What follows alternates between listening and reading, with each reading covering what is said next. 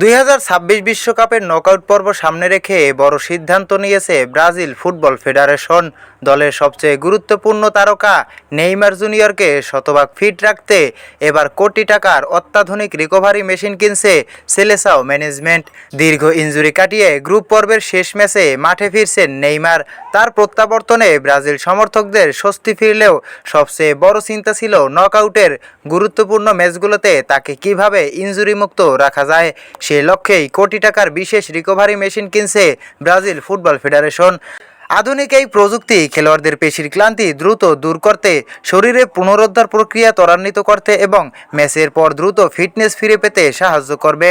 Brazil দলের medical স্টাফদের বিশ্বাস, টুর্নামেন্টের ব্যস্ত সূচির মধ্যে এই প্রযুক্তি নেইমারের শরীরের ওপর চাপ কমাতে গুরুত্বপূর্ণ ভূমিকা রাখবে, কারণ নকআউট পর্বে একটি ছোট ইনজুরিও পুরো দলের স্বপ্ন ভেঙে দিতে পারে।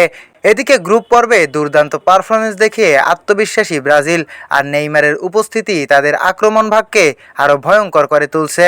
এখন দেখার বিষয় কোটি টাকার এই বিশেষ রিকভারি মেশিন ব্রাজিলের বিশ্বকাপ মিশনে কতটা প্রভাব ফেলতে পারে। প্রিয় দর্শক, আপনার কি মনে হয় পুরোপুরি ফিট নেইমার থাকলে ব্রাজিল কি এবার বিশ্বকাপ জিততে পারবে? কমেন্টে আপনার মতামত জানান। আর বিশ্বকাপের সকল আপডেট পেতে অবশ্যই চ্যানেলটি সাবস্ক্রাইব করুন।